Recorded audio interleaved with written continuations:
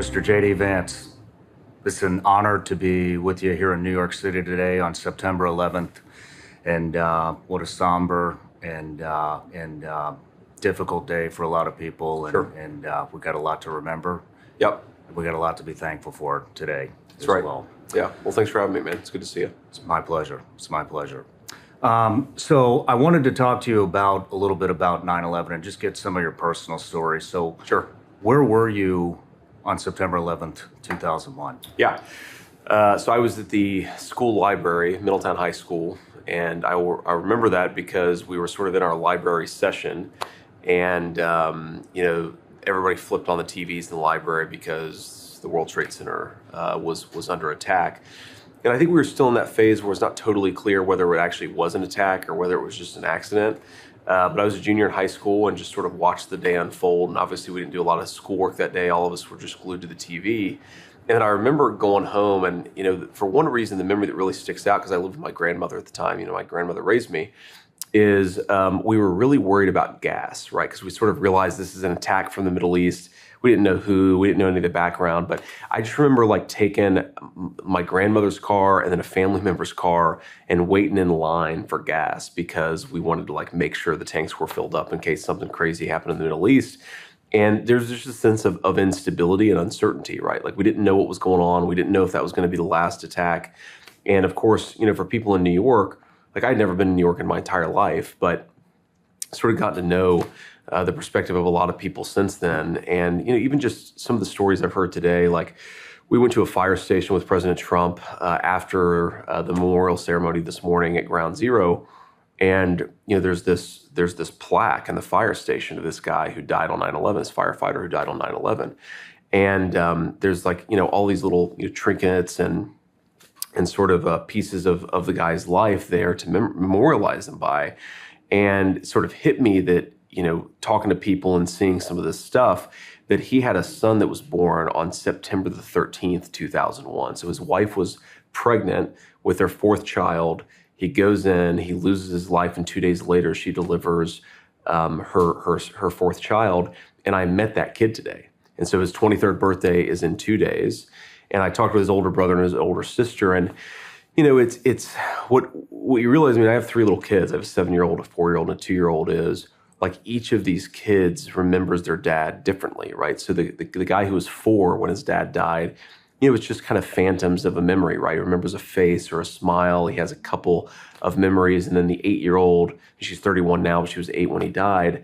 She actually sort of really remembers her dad and remembers his personality and so forth. And, it was just interesting to hear them talk about their dad, because on the one hand, the young kid is kind of, happy that he doesn't remember that day because it was such a terrible day. Wow. But then you've got the 8-year-old daughter who's yeah, it was a terrible day, but at least I got to remember dad. And just, man, it's wild. It's wild what happened to this country. It's wild how many brave people, how many amazing stories of heroism there are on that day.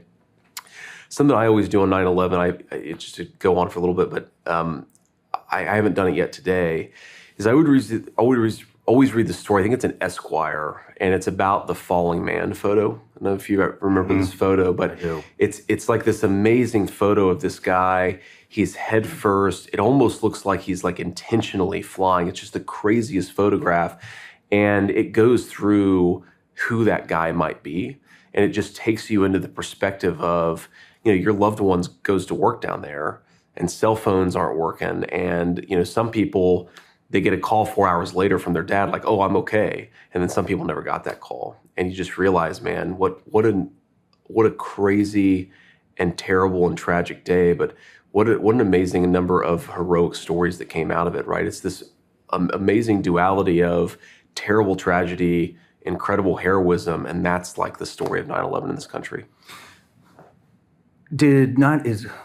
Was the military on the radar at the time before 9/11 happened for you? No, not really, right? So, I came in some ways from a military family. So the grandmother who raised me, she had 6 grandkids. 2 of my older cousins had enlisted in the Marine Corps. And I think they were both still in the Marine Corps when I was a junior in high school, and maybe my oldest cousin had gotten out. But I thought a little bit about it, but not really, right? I sort of assumed that, they were tougher than I was. They'd go to the Marines and I'd do something else. And 9/11 really did change that, right? You start thinking to yourself like, oh, if this is our generation's, greatest generation moment where we have to go and do what the country requires of us, then I don't want to look back in 30 years and say I had an opportunity to serve. I was a 17, 18-year-old kid and I didn't answer that call. So, I graduated about a year and a half after 9/11, graduated from high school, enlisted in the Marine Corps my senior year of high school. We actually invaded Iraq in March of 2003. I enlisted in April of 2003. And so when I enlisted, just the assumption was that all of us were going to go to Iraq, which of course I eventually did go to Iraq. But it was just what you did, right? I mean, there were two kids on my block, McKinley, the 300 block of McKinley Street in Middletown, Ohio, who graduated Middletown High School class of '03. Both of us were in the same boot camp platoon in Parris Island, South Carolina. So there was this spirit of patriotism that was very real, and not to get too political about it, but I do, when I look back at that moment and think about what, you had Republicans, Democrats, Independents, everybody kind of united together. And I do think in a lot of ways our leadership screwed that moment up, because you could have done something amazing with that sense of patriotism. We were all on the same team. And unfortunately, 5-10 years later, it was like we were all back to fighting each other again. But we had something, I think, very special for a couple years after 9/11. I try not to forget that. I'm with you. Was as tragic as the incident was, I've never seen the country more united. Absolutely. Than those months afterwards. Yeah. And it would be great to get back to that. Dude, it was. I remember talking to my recruiter, like he was turning people away. Like there were so many people who were volunteering in a time of war, right? We were in Afghanistan. We had just invaded Iraq. You had so many people volunteering in Middletown, Ohio, that the recruiter was like picking and choosing between kids who wanted to join the Marine Corps. Like now we have a massive recruitment shortfall, just 23 years later. You think about what that really means about where the country was psychologically, man. You're right, for all the tragedy, we were in a very good place as a united country. And it's heartbreaking in some ways. I think about the people who died on 9/11. I think about the people who died in the years, sort of the immediate years afterwards. And I think in some ways they'd be disappointed with what the country's become, because the very patriotism that motivated them to serve, I think it's going away. I think a lot of people are disappointed with how the country's going. Yeah, of course. But it should be. Speaking of 9/11 and the 20-plus year war that it triggered. Yeah. And you being here today, speaking with the families, speaking with the sons and daughters of firefighters who have died, police officers that have died. Yeah. We both served. We have friends that served. I mean, what is it like for you to talk to these people in such an intimate setting, knowing that the Biden-Harris administration is actively funding terrorism? Yeah. And not just them, every tax-paying American. You're funding them. I'm funding them. Right. Everybody that's paying U.S. taxes is now funding terrorism. Yeah. We're sending $40 to $87 million a week to the Taliban. The IG report came out and said that they had accidentally sent $239 million to the Taliban. 9/11 was a $500,000 budget. What are they going to do with $239 million? Yeah. I've been working really hard to bring this to light. Crazy. Yeah. With a colleague of mine, Scott Mann, and Sarah Adams, and we made a lot of headway. We brought a petition up to bring Masood in to talk about how some of our policies are affecting Afghanistan and the fact that we're funding them. Sure. That bill's been kind of squashed. Bill Hagerty now is spinning something up in the Senate that's right. a little more aggressive. Yep. And I know we are pending a potential government shutdown on October 1st. Would it be a good idea to shut the U.S. government down if we continue to fund terrorism? Yeah, so it's kind of crazy if you think about it, right? Because the Taliban, so Al-Qaeda, of course, was the organization that planned 9/11, but they had the explicit support of the Taliban, right? It's like, North Korea and China during the Korean War, right? These guys are working hand in hand. They're working in the same territory. And the idea that we're now sending hundreds of millions of dollars to the Taliban after they've taken complete control of the country, and of course they've got a lot of our military equipment there, it's completely insane. And, just on the mechanics of a government shutdown fight. So I've been in the Senate all of 2 years. I've never voted for continuing resolution, in part because of this very issue. And what I mean by continuing resolution, like you can do two things in the budgetary process, right? You can basically take what you've done and rubber stamp it for another 3, 6 months, or a year. That's a continuing resolution. Then there's the traditional appropriations process where you actually go in and say, why the hell are we spending money on that? Should we be spending less money on this thing, more money on this thing? And you actually have the real budgetary process that leaders should do, right? I don't like the continuing resolutions because you do this exact thing, right? You're rubber stamping more money for organizations like the Taliban. By the way, while we're on that topic, rubber stamping more money for the open border, because you talk to people, right? And one of the biggest fears with the open border, I mean, there's a lot, but one of the biggest fears with the open border is, okay, how are all those people getting into our country? We know in 9/11, we just had garbage security. A lot of them flew in, were training in American flight schools. We now know that there are thousands of military-age men who have come through that southern border from places like Afghanistan, Iran, and so forth. And so, yeah, man, why shouldn't we be trying to force this government shutdown fight to get something out of it that's good for the American people? Like, why have a government if it's not a functioning government? And if you have a government that's spending hundreds of millions of dollars funding terrorism and then facilitating those people to come across the American southern border, it's totally insane.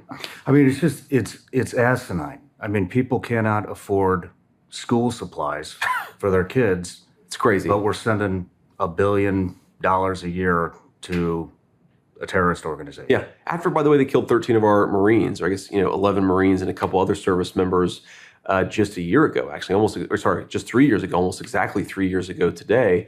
Like, if that can't motivate our leadership to get off their asses and actually say, we're done funding the Taliban, then what would actually motivate it? And again, the way Washington works, man, is it's like a rubber stamp mentality. It's that we did this thing 20 years ago, and maybe it made sense when we were trying to convince the Afghans to become more self-sufficient, to train their own military so the Taliban wouldn't take over. Like, whatever. I'm not going to judge what we did 20 years ago, but even if it made sense 20 years ago, it sure as hell doesn't make sense today when the people who are in control of Afghanistan are the literal Taliban, the people who killed our Marines and, by the way, are actively training terrorists right now. But that's what you get when you rubber stamp everything from the past instead of running a functional government where you ask yourself what makes sense and what doesn't make sense in this year, not 20 years ago. Then that's how this stuff ends up happening. Speaking of wars, I think a lot of Americans are tired of funding all these wars. Yeah, and of course. Last night on the debate stage, we saw Trump and Kamala kind of bat that back and forth. One of his best moments, I thought, last night. Trump had mentioned that he would have this war done before you and him actually take office. Yeah. How exactly would that be negotiated? Yeah, so one thing I'll say about the president, Republicans, obviously I'm a Republican, I'm running as the Republican VP nominee. We like to give Trump credit, justifiably so, for being strong. I don't think that we give the president enough credit for smart diplomacy. It's not just strength, it's also intelligence, right? He did both of those things, and that's why we had a peaceful world. So what Trump was really good at is saying, yeah, okay, this guy's a screwball, this guy's a bad person, but sometimes you have to deal with screwballs and bad people, right? I mean, in World War II, we allied with Joseph Stalin to beat Adolf Hitler.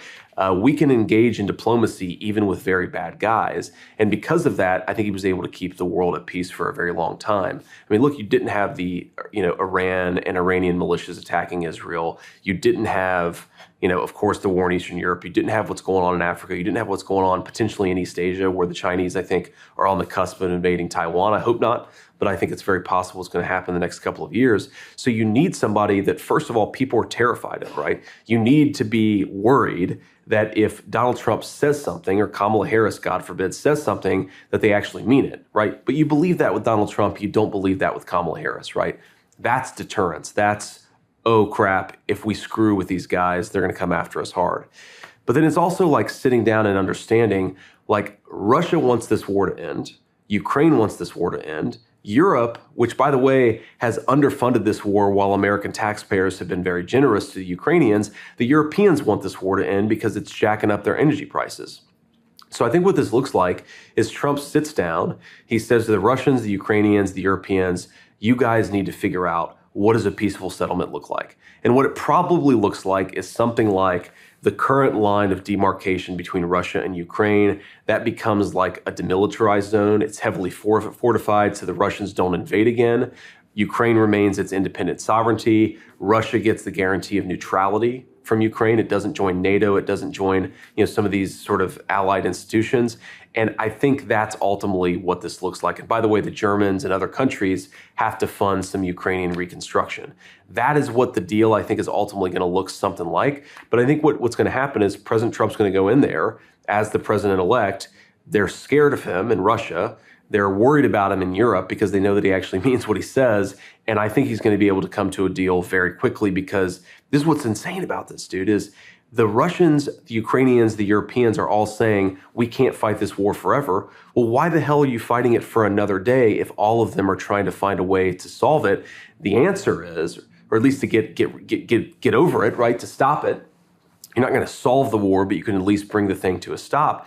The answer is Joe Biden is asleep at the wheel. Kamala Harris doesn't know what the hell she's doing. And so their policy is throw money at this problem, hope the Ukrainians are able to achieve a military victory that even the Ukrainians are saying we can't achieve. Donald Trump's policy is, yes, to be strong, but also to be smart. Negotiate.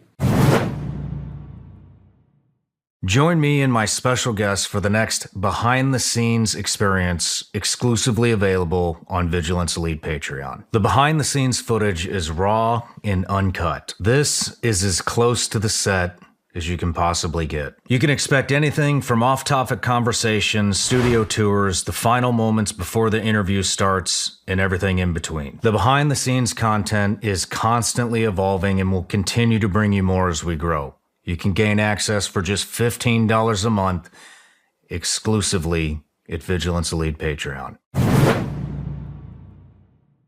I know everybody out there has to be just as frustrated as I am when it comes to the BS and the rhetoric that the mainstream media continuously tries to force feed us. And I also know how frustrating it can be to try to find some type of a reliable news source. It's getting really hard to find the truth and what's going on in the country and in the world. And so one thing we've done here at Sean Ryan Show is we are developing our newsletter. And the first contributor to the newsletter that we have is a woman, former CIA targeter. Some of you may know her as Sarah Adams, call sign Superbad. She's made 2 different appearances here on the Sean Ryan Show. And some of the stuff that she has uncovered and broke on this show is just absolutely mind-blowing. And so I've asked her if she would contribute to the newsletter and give us a weekly intelligence brief. So it's going to be all things terrorists, how terrorists are coming up through the southern border, how they're entering the country, how they're traveling, what these different terrorist organizations throughout the world are up to. And here's the best part, the newsletter is actually free. We're not going to spam you. It's about 1 newsletter a week, maybe 2 if we release 2 shows. The only other thing that's going to be in there besides the intel brief is if we have a new product or something like that. But like I said, it's a free CIA intelligence brief. Sign up, links in the description or in the comments. We'll see you in the newsletter. When it comes to these wars, especially Ukraine, Yeah. I mean, it gets painted as some type of a humanitarian thing. Sure. I'm not buying the humanitarian thing. I mean, if We it was shouldn't, humanitarian, yeah. we'd be in Venezuela right now. Neither do I, yeah. We'd be in Brazil. We'd be all over. Yeah. What is We'd the be in our own real- communities, kicking out 25 million illegal aliens. Yeah. Good point. What are we there for? Man, it's a tough question. And I think some people have convinced themselves that this is like the great humanitarian mission of our time. And I think that's what drives some of it, even though I think it's fake and it's wrong. I think some people have convinced themselves this is like a war of good versus evil, right? Or Russia evil, Ukraine good. And once you get yourself in that fairy tale mindset, you can justify a lot of stupid activity and a lot of stupid decisions because, of course, we always want to support the good guys. But maybe the truth is the Russians shouldn't have invaded, but the Ukrainians have got a lot of corruption problems too, right? It's a little bit more complicated than that. And unfortunately, you have no American leader who's willing to actually understand what's really going on over there. I mean, I think that some people, look, are going to get rich from that war. You talk about, BlackRock and some of these major financial institutions talking about spending hundreds of billions of dollars on Ukrainian reconstruction. We know the stock prices of defense contractors have skyrocketed since the Ukraine war started. So it's like a complicated mixture, right? Some people are getting rich. Some people are convinced they're the good guys. Some people are convinced this is a great humanitarian mission.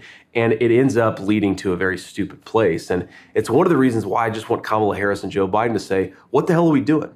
What is the goal? What are we trying to accomplish? And the fact that you don't have a president or a vice president who can articulate that means we probably shouldn't be there to begin with. Is there any validity to the point that Crimea sits on a very large natural gas deposit? Oh, I'm sure there's a huge part of that, right? I mean, look, Ukraine is not just Crimea, but is a very resource-rich country, right? And it always has been, and it's got great agricultural resources, it's got great natural gas resources, and again, a lot of wars get fought over natural resources, and I guarantee you both the reasons the Russians are interested in part, the reasons the Europeans are interested in part, and certainly a lot of American investors, it's got a lot to do with money. Let's just be honest. Would it be in our best, if it is, and we're there to build the infrastructure to get that natural gas into Europe, would it be in our best interest to stay there and see Ukraine hold on to Crimea? It seems like that would be good for U.S. interests. I think that the problem is there are a lot of risks to us of staying there and trying to encourage the Ukrainians to hold on to Crimea, right? The question is, how many American lives would it cost to do that? And if the answer is more than zero, then I'm out, right? I'm sick of wasting American lives being the policeman of the world. The other thing, dude, is we got plenty of natural gas resources ourselves, right? This is one of the things that's so stupid about our Russia policy. With the one hand, we're saying that we want to save, or we want to prevent the Russians from funding the war machine. We want them to get out of Ukraine. With the other hand, we're shutting down our own energy resources and shutting down the European energy resources. Well, who does that make rich? Russia, right? So the one hand, we're going to sanction Russia. With the other hand, we're going to get them rich with natural gas and oil resources. It just doesn't make an ounce of sense. Let's move to Israel. Yeah. The other war that's going on. What is our position there? Man. Well, what our position should be is that we want Israel to end the war as quickly as possible. We want them to destroy Hamas, and we want them to actually build some alliances with the Arab Gulf nations so that the Saudi Arabians who don't like Iran, the UAE, which doesn't like Iran, and the Israelis, which don't like Iran, can provide a kind of regional counterbalance, right? Like that's how alliances work, right? They don't like each other on everything, but they don't like Iran. But they can't do that peace process. The Israelis and the Saudi Arabians can't come together while Israel has Hamas in its backyard, right? Doesn't make sense for Israel, doesn't make sense for Saudi Arabia either. So what we should be trying to do here is get the war over with, destroy Hamas, and restart that peace process. What our actual policy is, man, as far as I can tell, is on the one hand, we say we want to prevent civilian casualties. Well, on the other hand, we don't give the Israelis the weapons that allow them to minimize civilian casualties. We only give them the weapons that allow them to maximize civilian casualties. And we're also telling them, we want you to finish the war, but you can't prosecute the war in a way that allows you to actually destroy Hamas.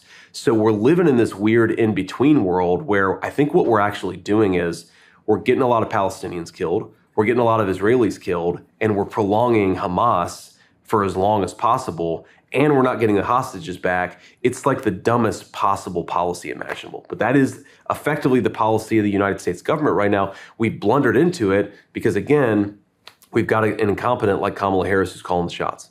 Could you be a little more specific on maybe what a successful conclusion to that war looks like? Yeah, I mean, I think you have, obviously, my understanding is right now, pre-war, I should say, you had 25 Hamas viable fighting battalions. Now they've got it down to about 4. And it's a very narrow slice of Gaza where those 4 battalions are left over. Now, obviously, that's some of the hardest fighting, right? Those are the holdouts. Those are the people who are really going to fight for the death. But you've got to destroy all 4 of those battalions, right? Now, there could be a deal, like if, for example, the leader of Hamas just gave up and said, all right, we'll demilitarize. Maybe he goes and lives in another country. Maybe he gets arrested. But I don't think he's going to do that. So I think the Israelis really are going to have to clear out every single last vestige of Hamas. That's tough fighting. Got a lot of people going to get killed. Obviously, a lot of Israelis have already died. But I don't know. I mean, if you look at it from their perspective, and my attitude on this is, I'm pro-Israel, but it's their country. They can call the shots. I want to focus on the United States of America.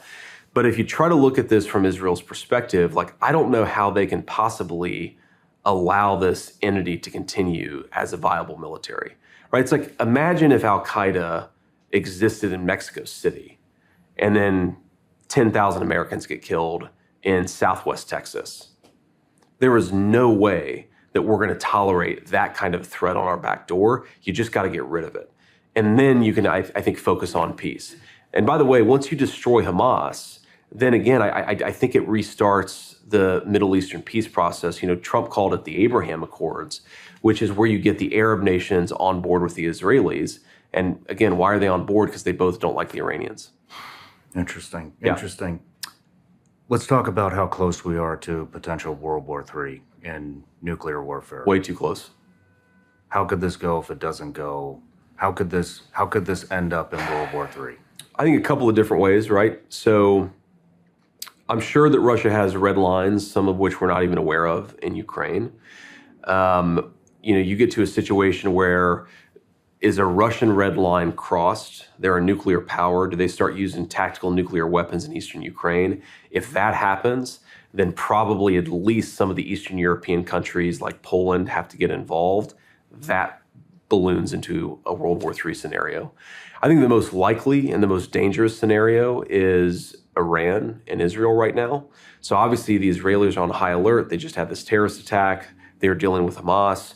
What if in North Israel, a bunch of Iranian-backed militias start killing thousands of Israeli civilians? Okay, so the Israelis invade, do the Iranians counterattack, and now you have Israel, Iran in a regional conflict. The Turks probably have to get involved. The Saudi Arabians probably have to get involved.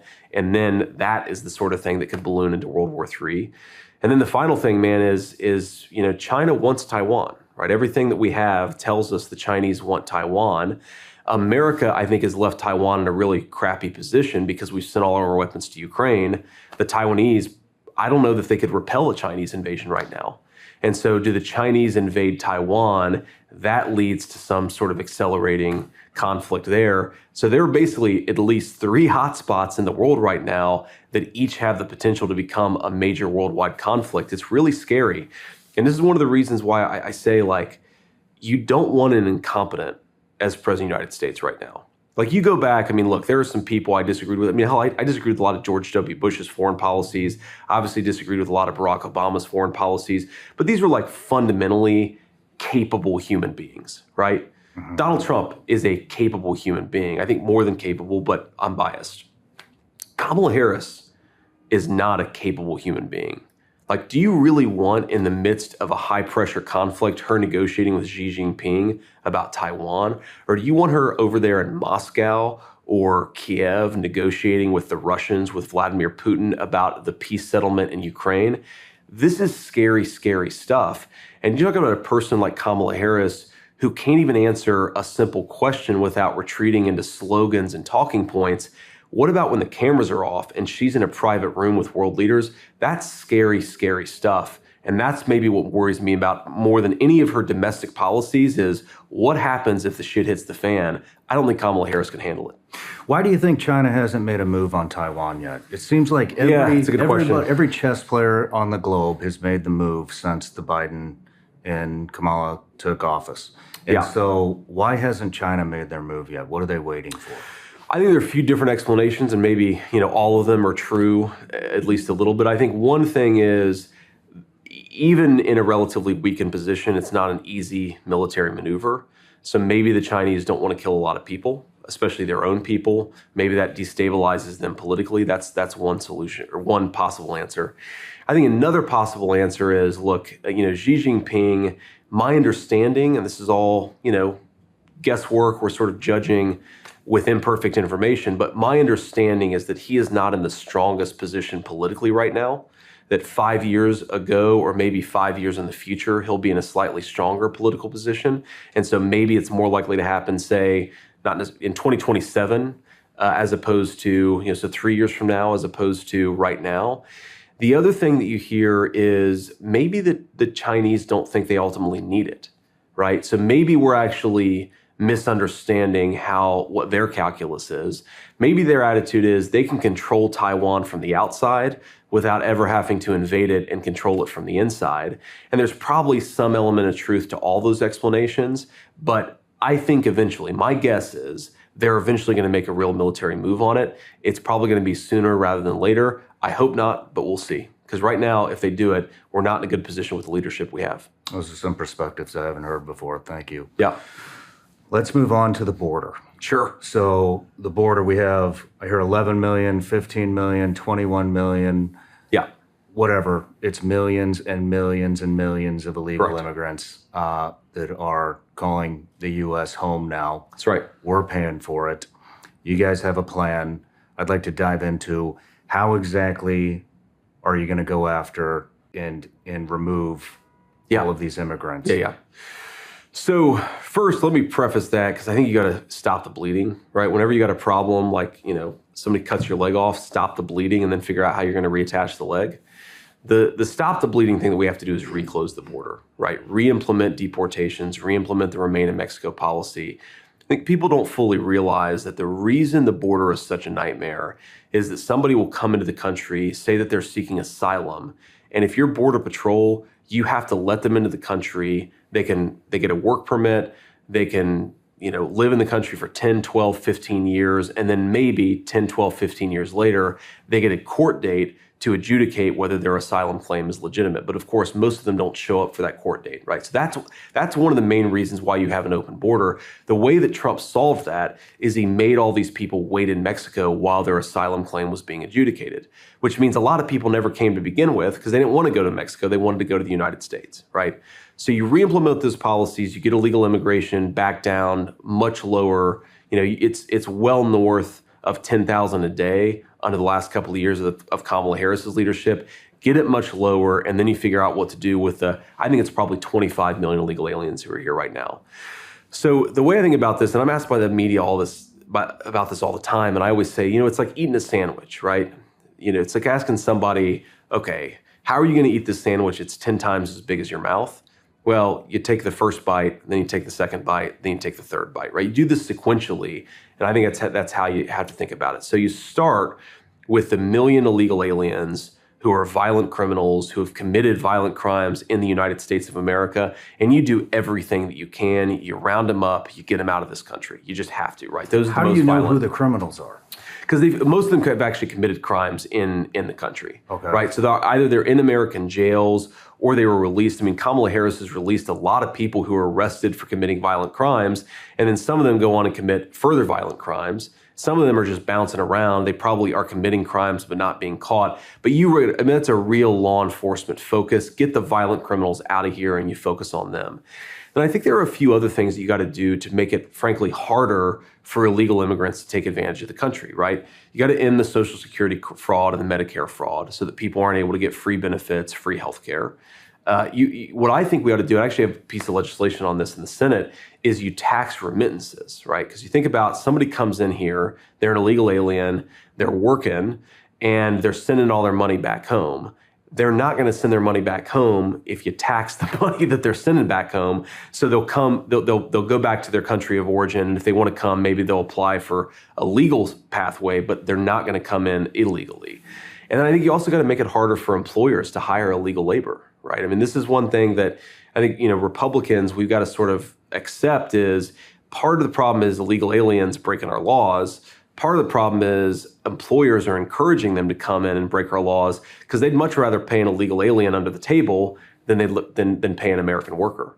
And so I think you do those things, focus on the criminal migrants, deport the people you've got to deport, make it harder for illegal aliens to work in this country. I think you solve a whole chunk of the problem.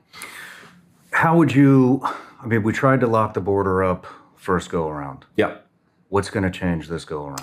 So a couple things. I mean, first of all, it wasn't perfect when Trump was president, but man, it was very good.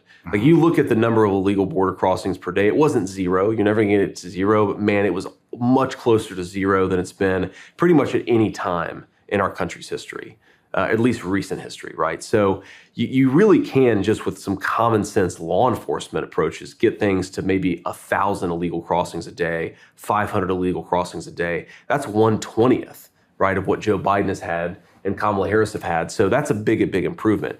Now, you got to do some other things too. You've got to finish the border wall, right? I think you probably got to empower Border Patrol to do their job a little bit more. One of the problems that Trump had his first term is that, because we hadn't had a real border crisis in a while, and because you didn't have until Donald Trump somebody who took border enforcement seriously, there was a lot of litigation and legal cases about, well, what is the president actually allowed to do? Because every time he tried to do something new, you'd have somebody file a lawsuit and say, no, the president's not allowed to do this, right? Mm-hmm. Well, one of the things that happened is Donald Trump won all those cases, but it happened towards the end of his administration. So he's going to have law enforcement tools during his second term that he didn't have during his first term. And yeah, you got to finish construction of the border wall. There's a lot of cool technology that you can use, AI, infrared. I've seen some crazy stuff where, you put a camera in the desert and it's got, 20-mile line of sight in either direction. And then somebody comes from 8 miles away and the AI can identify, is that a person? Is it a rabbit? Is it a fox? Is it something else? Is it a person with a gun or a person, who's just a little kid? You actually can use technology to identify illegal migrants who are trying to cross the border. You just have to empower law enforcement to do that stuff. And I think that's what Donald Trump wants to do. In fact, I know it's what Donald Trump wants to do. And again, it was quite successful the first term. It can be more successful the second go around. Very good. Very good. Let's talk about government reform. Yeah. So a big it looks like Elon is going to be on the cabinet and yeah. will be in the charge on the government efficiency department, yep. if that's what you call it. Yep. How do you see, have you spoken with him about the plan, how he's going to do it? Well, I've spoken, you mean with the president or with Elon? With Elon. With Elon. So I've spoken with Elon a little bit about it. And, I think that the way that this is envisioned is you set up you set up an organization with very smart people from the private sector and a few smart people from government, and you go in and you say, how are we going to fix all the broken inefficiencies? And the thing that's complicated about this, man, is it's going to look much different in, say, the Department of Defense versus Social Security, right? One of the biggest problems in Social Security is fraud. You've got a lot of illegal aliens. I've actually had friends of mine who have had their Social Security account drawn down, and then when they go to the IRS is, oh yeah, an illegal alien used your Social Security number, but we're not allowed to reveal that person's information. A person who's using your Social Security number to defraud you, your own government is saying, we can't tell you who that is, right? Are you serious? I'm dead serious. I mean, crazy stuff is happening out there in this country. So you got to fix that problem. Now, that's a Social Security fraud problem. Now, at the Department of Defense, right, we've got it's not, so much a fraud problem as it is a procurement problem. So you ask yourself, how do we end up paying 6 times what the Chinese are paying for ships? Or why are we paying 5 times what the Russians are paying for artillery shells? You need somebody to go in there and actually fix that procurement process. And the honest answer, man, and I hate to say, because a lot of these companies do important work, we want our troops to have the best weapons. There are a lot of companies that are getting really rich because Uncle Sam is run by idiots, right? And so you go in and you fix that procurement process. You do less procurement based purely on what something costs and more procurement that tries to, force companies to be a little bit more efficient. So there's a lot that you can do there. And you just got to go department by department. And what makes it complicated is, again, each department is a little bit different from the next one. And I think you just got to, for 4 years, go one right after the other and make this country's government more efficient. I mean, let me give you a statistic, just absolutely insane. So 2019, this government spent about $4.4 trillion, right? That's a lot of money. In 2024, our government will probably spend close to $7 trillion. Okay, so 4.4 to 7, $2.6 trillion of additional spending. A little bit of that is Social Security because you have an aging population. Some of that's fraud, right? Illegal aliens committing fraud. A little bit of that is Medicare because, again, you've got an aging population. But of that $2.6 trillion that we're spending, that's just in 4 years, dude. 4 years, $2.6 trillion. probably $2.4 trillion of it has nothing to do with Social Security, nothing to do with Medicare. There's a lot of waste, there's a lot of fraud, and there's a lot that we can fix in that $2.4 trillion. Save people a lot of money, allow the private sector to grow instead of destroying the private sector, and also hopefully give people some of their hard-earned money back, because if their government's wasting trillions of dollars, who's paying for that? You are, and I am. What agencies or departments of government would you start with? Yeah, that's a good question. I haven't thought about that, actually. I think you got to start with fraud in what you might call the welfare system. Okay, so Section 8 housing. Okay, and I believe, by the way, that if somebody's down on their luck, they lose their job. You don't want kids being homeless. Okay, but that program should exist. Number one, for people who are actually down on their luck, and number two, for people who are legally in this country to begin with. So a lot of Section 8 money goes to illegal immigrants, either through fraud or because even though Section 8 housing is not supposed to go to an illegal alien, if you're the son of an illegal alien or the daughter, then you can benefit from that system. So I think you got to go into sort of the welfare system, make sure that it's actually going to the people who are entitled to it and not to, frankly, illegal aliens. That's probably where I'd start, because that would help solve the immigration problem too. So you kind of kill two birds with one stone there. Man, I think the defense procurement process is really broken. And what it means is that we have a lot of weapon systems that are outdated, and we're not doing as much technology innovation in what we're giving our troops. I mean, you know this better than anybody, but like whether we win the war of the future is in large part a technology battle, right? You don't want our troops out there waving around knives when the other guys have guns. There's a lot of cool stuff happening in drone technology. There's a lot of cool stuff happening in underground, or I should say underwater submersibles, unmanned submarines. Like, we should be giving our troops the best stuff. But to do that, you've got to fix how the Defense Department actually buys weapons to begin with. What about IRS, CIA, FBI? Yeah, so I don't think the CIA wastes a ton of money. So that's not an efficiency problem, but I think it's corrupt, right? That's just a basic, like, there's lawlessness within our intelligence services. We know this after the 2016 Russia hoax. I mean, we have to remember there are actually members of the intelligence community who are leaking stories to CNN that, like, Donald Trump was paid off by the Russians. Totally fabricated. None of those people have been fired. And they ran the same playbook in 2020. Remember the Hunter Biden laptop story, that they used our own intelligence services to justify big tech censoring that story, right? Why did Google, Facebook, Twitter, why did they all censor that story? Because some of the members of our own intelligence services, the FBI, the CIA, were telling them, you're not allowed to run this story because it is Russian disinformation, right? So you have to fix that problem. I don't think you save a lot of money doing it, but you make the people's government work better, which is maybe the most important thing. Interesting. With your discussions with President Trump and Elon Musk, is there any estimation on what percentage of the government we can see go away? I think when he took Twitter, it was he cut 80% of the workforce? Yeah, that's right. That's right. What can we expect within our own government? I go back to that number of, okay, we're spending $2.4 trillion more from 2019 to 2024, and what are we actually getting out of it? I think a lot of that money. You can make a lot of that money go away. Or I shouldn't say go away, you can give it back to people who actually earned it rather than have it being misspent by government bureaucrats.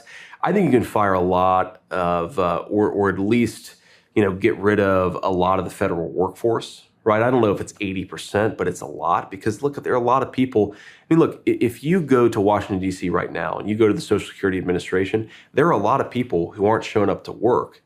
And you know why they're not showing up to work is COVID.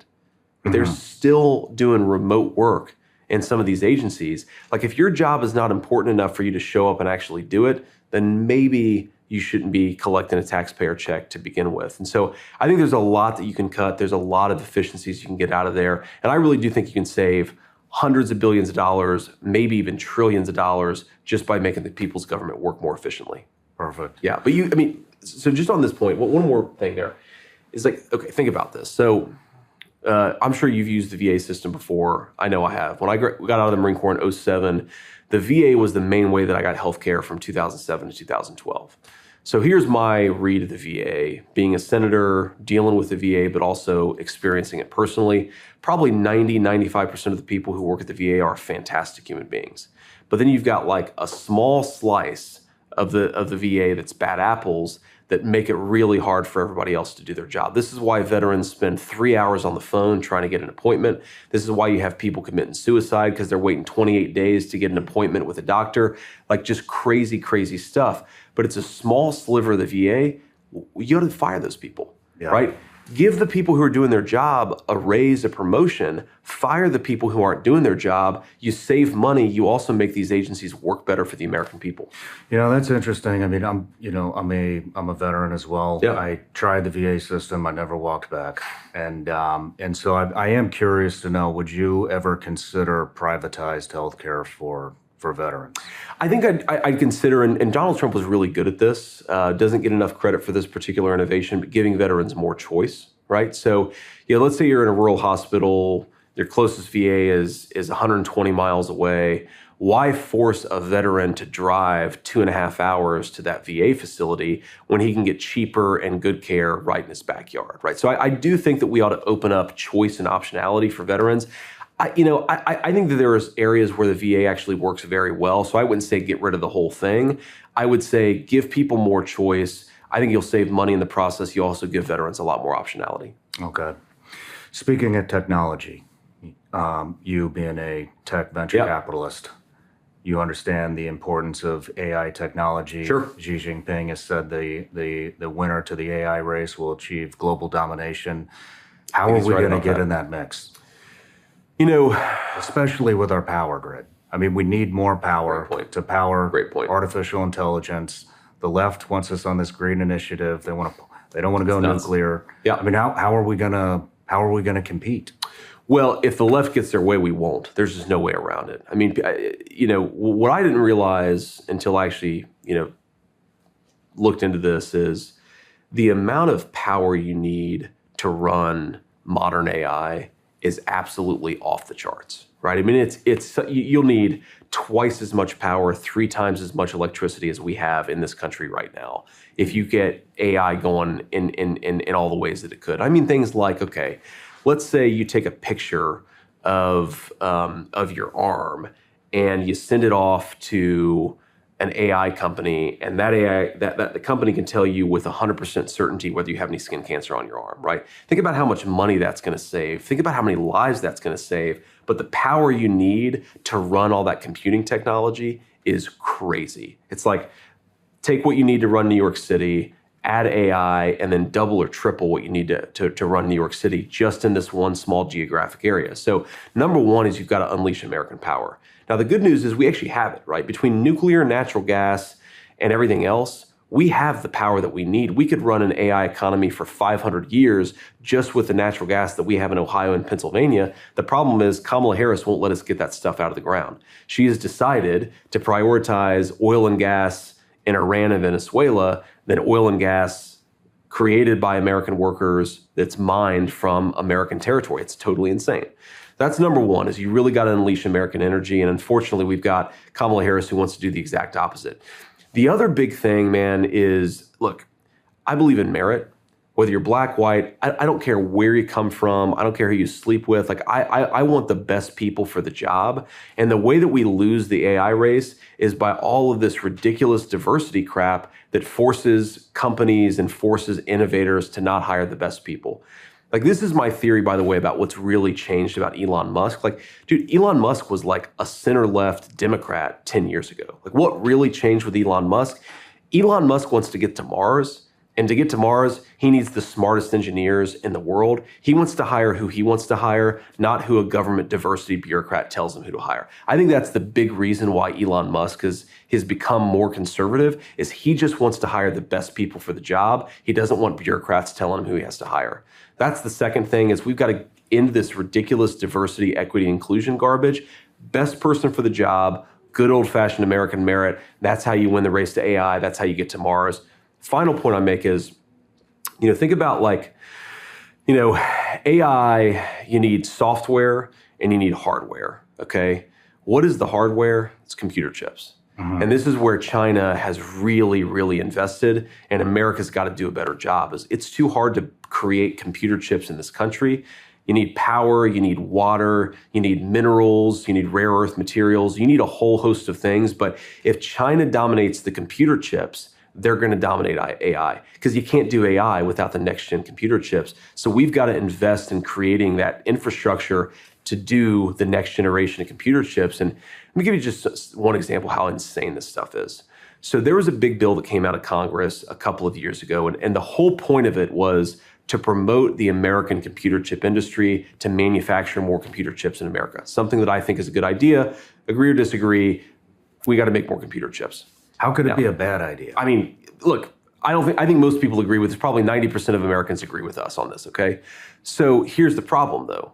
The way that program has been implemented is Gina Raimondo, who's Kamala Harris's Commerce Secretary. She's trying to make Intel and Taiwan Semiconductor and all these companies that are manufacturing in the United States of America check all of these ridiculous progressive politics boxes before they can manufacture.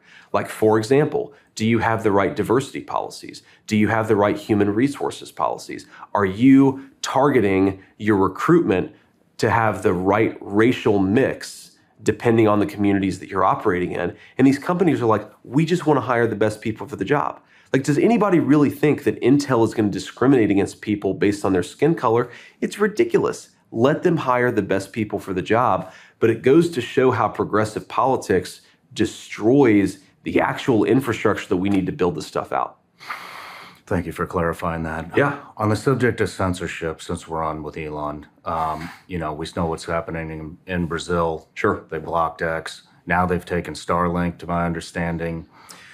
Are we going to see any blowback if you and President Trump take office about all of the censorship that happened before? Yeah. Mark Zuckerberg just released that letter saying, "Oh, I fell victim to the FBI pressuring me to censor." Are we going to see any repercussions for people that censored? Yes, we're going to fire the people who censored. We're going to fire the people who were telling Mark Zuckerberg and all the other technology companies that they needed to censor.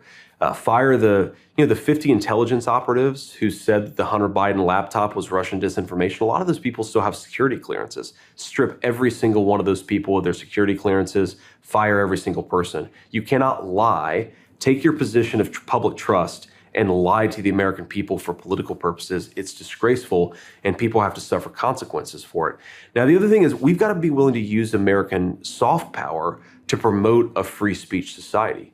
So you talk about Brazil, the leader, I forget exactly which official it was within the European Union, but sent Elon this threatening letter that basically said, we're going to arrest you if you platform Donald Trump, who, by the way, is the likely next president of the United States. So what America should be saying is, if NATO wants us to continue supporting them, and NATO wants us to continue to be a good participant in this military alliance, why don't you respect American values and respect free speech?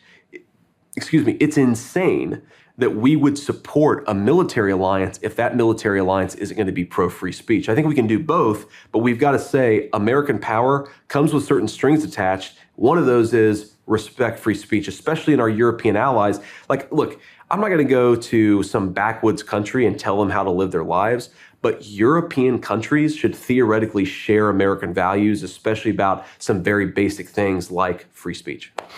This is my last question. We're running out of time here. And I talked to a lot of just everyday Americans. Yeah. And the one thing that everybody wants me to ask you is childcare costs, healthcare costs. Yeah, man. Yeah. I just talked to my brother-in-law. He's paying $60,000 a year on childcare and healthcare costs. Yeah. And so, Kamala voted against the childcare tax credit. Yep. Several years ago. That's right. How are you and President Trump going to make healthcare, childcare, these kind of everyday necessities more affordable for everyday American people? Yeah, so it's funny, man. Kamala Harris says that she now supports the child tax credit. The biggest expansion of the child tax credit was when Donald Trump was president, and like you just said, she voted against it. And this is one of the reasons why Trump joked last night at the debate he joked like she's going to put on a red MAGA hat, because every position that she once held, she's running away from, and she's running to Donald Trump's positions because they're smart and because they're popular. But I think it's important, like, don't believe what Kamala Harris says that she wants to do. Believe what she's actually done and what she's actually failed to do. But on childcare costs, I think there are a couple of things that we got to do here to give Americans more choice. But also, I think if you give them more choice, you can lower costs in the process. So you ask yourself, there's a lot of federal support that goes to childcare, but it's kind of crazy. It only goes to one particular model. And that model is a daycare center that you pay for, which, look, a lot of families want to rely on that model. A lot of families need to rely on that model.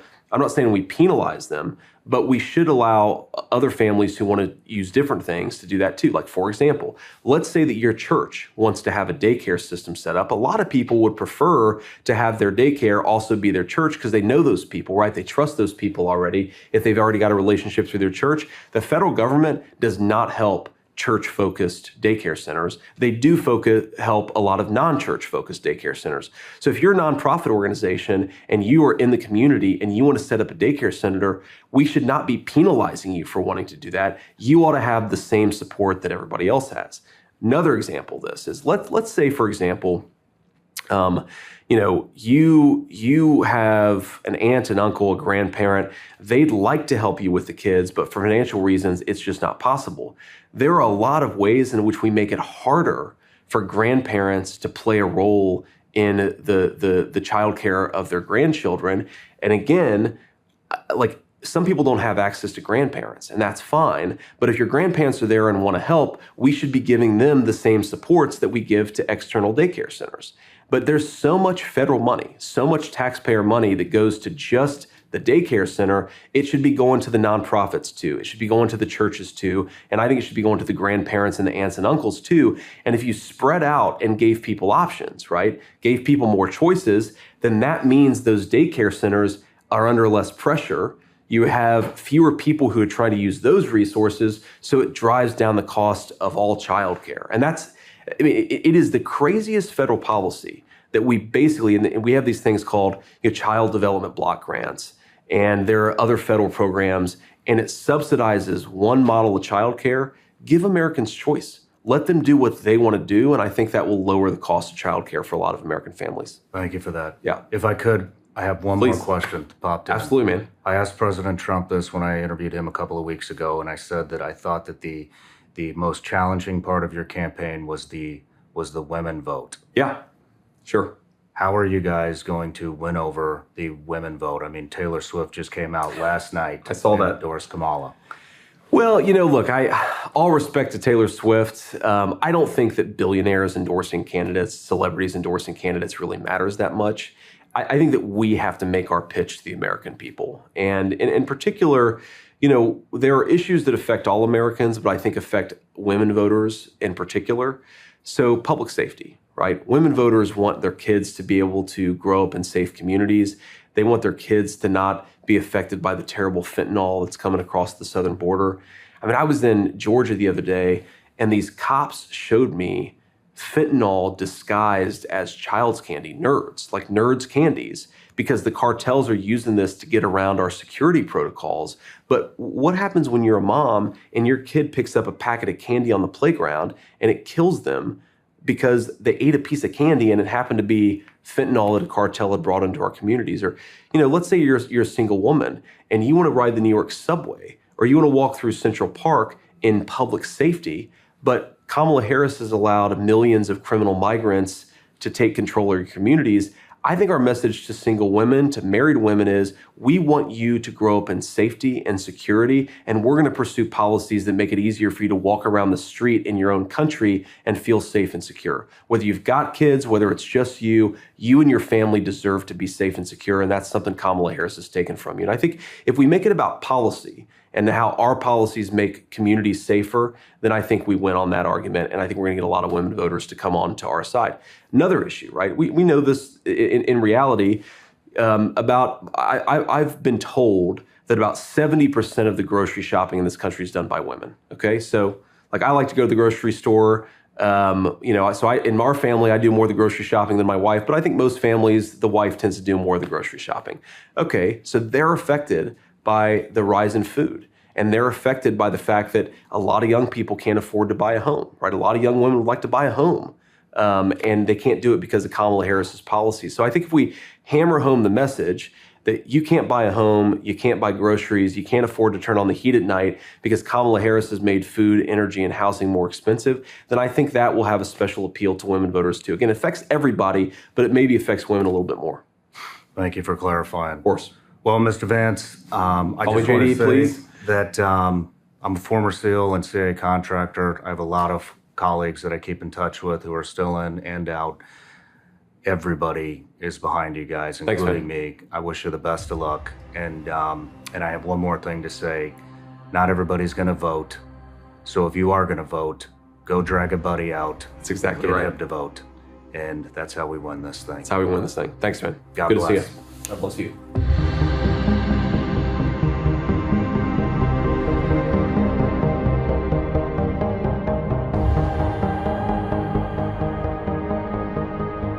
No matter where you're watching Sean Ryan Show from, if you get anything out of this, please like, comment, subscribe, and most importantly, share this everywhere you possibly can. And if you're feeling extra generous, please leave us a review on Apple and Spotify podcasts.